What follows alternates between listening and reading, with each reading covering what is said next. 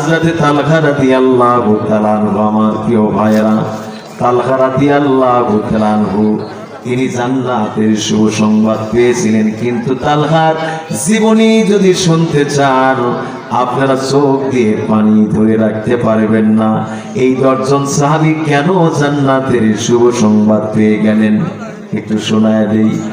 আমার প্রিয় ভাইরা, 10ম হিজরিতে, কোন হিজরি? 10ম হিজরিতে দুর্ভিক্ষ দেখা দিয়েছিল। মানুষের পেটে কোনো খাবার ছিল না, খাবারের অভাব ছিল। আমার প্রিয় বন্ধুগণ, বিশ্বকবি খুতবা দিচ্ছেন জুমার দিনে। সব মানুষেরা খুতবা তেলাওয়াত শুনতেছিল। হঠাৎ করে কোত্থেকে যেন একটা খাবারের কাফেলা চলে আসলো। বলতে লাগলো, যাদের খাবার প্রয়োজন কাফেলার কাছে চলে আসো। আমার প্রিয় ভাইয়েরা, এই 10 জন মানুষ ব্যতীত সব মানুষগুলো খুতবা তেলাওয়াত শোনা ব্যতীত দৌড়াচ্ছে। কোন দিকে? খুতবা তেলাওয়াত শোনা বারণ করে তারা খাবারের পিছনে দৌড়াদৌড়ি করতে লাগলো। আমার বন্ধুগণ, রাসূলের সম্মুখে 10 জন সাহাবী বসা ছিল। আল্লাহ পাক সুবহানাহু ওয়া তাআলা জিবরাইলকে বলে দিলেন, জিবরাইল বিশ্বকাবিকে জানায় দাও, এই খুতবা তেলাওয়াতের শেষ মুহূর্তে নবীদের সম্মুখে যে কয়েকজন সাহাবী রয়েছেন, এই সকল সাহাবীরা জান্নাতের শুভ সংবাদ প্রাপ্ত। বলেন সুবহানাল্লাহ। যে কয়েকজন সাহাবী বসা, এরা জান্নাতি। বলেন মারহাবা, জোরে বলেন মারহাবা। তার মধ্যে একজন ছিলেন তালহা রাদিয়াল্লাহু তাআলা আনহু। আমার বন্ধুগণ, একটা কাপড় ছিল। কয়টা কাপড়? পরিধানে একটা কাপড় ছিল।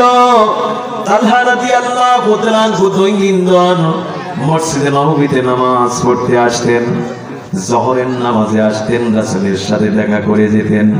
আসরের নামাজ পড়তে আসতেন, নবীদের সাথে দেখা করে বাড়িতে যেতেন। মাগরিবের নামাজ পড়তেন, রাসূলের সাথে দেখা করে বাড়িতে যেতেন।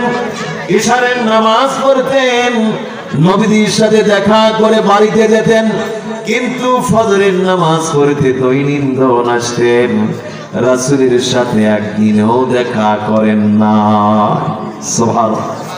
সব নামাজে শেষে রাসূলের সাথে দেখা করেন, কিন্তু ফজরের নামাজের পরে জামাত সালাম ফিরানো শেষ, তালহা রাদিয়াল্লাহু তাআলা উঠে বাড়ির দিকে তড়িৎ গতিতে রওনা করে।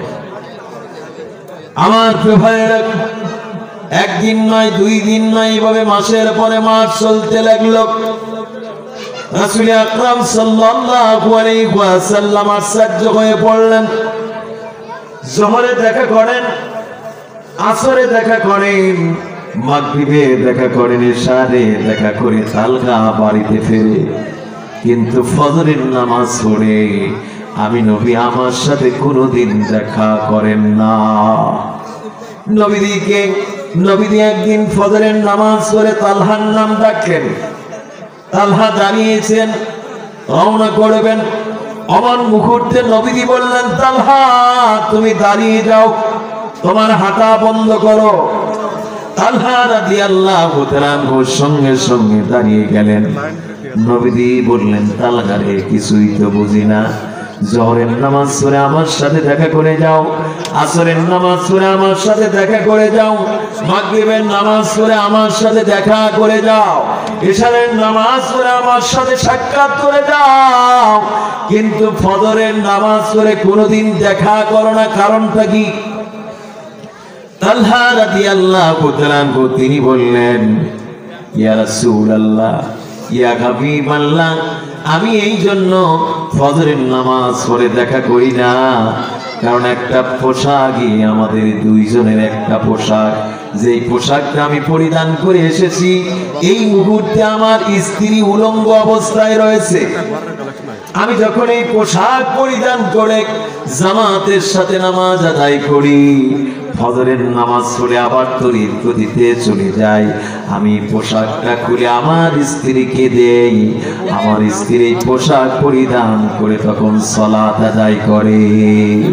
ইয়া রাসূলুল্লাহ, ইয়া হাবিবাল্লাহ, যার কারণে আমি ফজরের পরে আপনার সাথে দেখা করতে পারি না, আমার প্রিয় বন্ধুগণ, রাসূলের চোখ দিয়ে পানি ঝরতে লাগলো। তালহাকে বললেন, তালহা রে, তুমি জান্নাতি মানুষ, তুমি কেন একজন আমাকেই পোশাকের বিষয় বলো নাই? আমি তোমাকে পোশাকের ব্যবস্থা করে দিতাম। তালহা রাদিয়াল্লাহু তাআলা আনহু বললেন, একমাত্র পোশাক দিনেওয়ালারা মালিক তো সেই আল্লাহ। আমি আল্লাহর কাছে একটা পোশাক দিয়েছেন, এতেই খুশি, আমার স্ত্রী খুশি, আমিও খুশি। আল্লাহ পাক সুবহানাহু ওয়া তাআলা তালহা রাদিয়াল্লাহু তাআলা আনহুকে বাইতুল মাল থেকে পোশাকের ব্যবস্থা করে দিলেন। আল্লাহ তাআলা বিশ্ব হাবিবকে বলে দিলেন, ইয়া রাসূলুল্লাহ, ইয়া হাবিবাল্লাহ, তালহার নামাজ আমার কাছে এত প্রিয় ছিল, তালহার ডাকাডাকি আমার কাছে এত মধুর ছিল, তালহার স্ত্রী যখন আমাকে ডাকতেন আমি এত খুশি হয়ে যেতাম, তালহার বাড়িতে আমি রহমতের বাড়ি বর্ষণ করতাম। সেই দিন থেকে তালহা রাদিয়াল্লাহু তাআলা আনহুকে বিশ্ব হাবিব জানায় দিলেন, তালহা রে, তুমি সবচাইতে পৃথিবীতে দামি মানুষ, তোমার সম্পর্কে স্বয়ং আল্লাহ তাআলা আমাকে সার্টিফিকেট দিয়েছে। সরে বলেন মারহাবা। আমার প্রিয় ভাইরা, আমার প্রিয় বন্ধুগণ, রাসূল আকরাম সাল্লাল্লাহু আলাইহি ওয়াসাল্লাম তিনি একদিন সাহাবীদেরকে উপস্থিত মহলের মধ্যে দান চাচ্ছেন। কি চাচ্ছেন? দান চাচ্ছেন। আজকের এই দিনে এমন কোন বান্দা থাকতে পারে, আমি তোমাদের কাছে চাই, এমন কে আছো যে একটা খেজুরের বাগান দান করবে? একটা খেজুরের বাগান দান করলে আল্লাহ তাআলা তোমাকে জান্নাতের মধ্যে ৭০টা বাগান দান করবে। এই ঘোষণা করলেন বিশ্ব হাবিব। যখন এই ঘোষণা করলেন, সাহাবীরা বসে আছে, তালহা রাদিয়াল্লাহু তাআলা আনহু দাঁড়ানো। সুবহানাল্লাহ, আল্লাহু আকবার। তালহার সম্পদ বলতে কিছু ছিল না, একটাই খেজুরের বাগান। কয়টি? একটাই খেজুরের বাগান। তালহা দাঁড়িয়ে নবীজিকে বললেন, ইয়া রাসূলুল্লাহ, ইয়া হাবিবাল্লাহ, আমি ইসলামের জন্য, কোরআনের জন্য, দ্বীনের জন্য এই মুহূর্তে আমার খেজুরের বাগান দান করে দিলাম। জোরে বলেন আল্লাহু আকবার। তালহা দান করলেন। নবীজি বললেন, তালহারে, দুনিয়াতেও ৭০, জান্নাতেও ৭০। সুবহানাল্লাহ বলে। কিছুদিন পরেই তালহা একটা বাগান দান করেছেন। কিছুদিন পরে তালহা রাদিয়াল্লাহু তাআলা আনহুকে আল্লাহ তাআলা ৭০টি খেজুরের বাগানের মালিক করে দিলেন। জোরে বলেন আল্লাহু আকবার। ইকিন থাকতে হবে, বিশ্বাস থাকতে হবে। এই জন্য আসুন, এই কোরআনের মাহফিলের জন্য আপনারা দান করে যাবেন, আপনাদেরকে কমাবে না, ৭০ গুণ আল্লাহ পাক বৃদ্ধি করে দিবে। একটু মেহেরবানি করে আসেন। খালেদা খাতুন তোমার এক বান্দি, আল্লাহ তাআলা ২০০ টাকা ২০ কেজি দান, ২০